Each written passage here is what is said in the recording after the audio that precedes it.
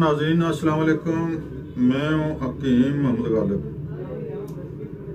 हमने ये नया चैनल शुरू किया है हर्बल टिप्स विद हकीम गालिब। इसमें हम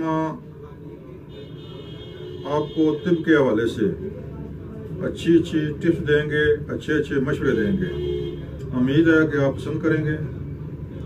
मोहतरम सामीन, हमारा चैनल सब्सक्राइब करें, बेल आई बटन को दबाएं ताकि आइंदा आने वाली वीडियो आप तक आसानी से पहुंच सकें।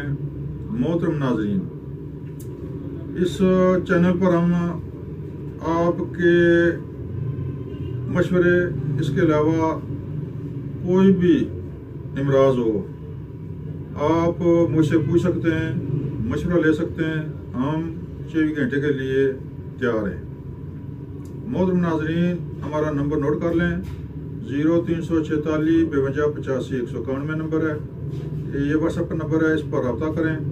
इंशाअल्लाह हर वक्त हम आपका जवाब देने के लिए तैयार हैं। कोई भी आपका मसला हो पूछ सकते हैं। नंबर 2, मोहतरम नाज़रीन, एक पित्ते की पत्थरी का दर्द बहुत ही शदीद होता है, जिससे मरीज बाहर हो जाती है।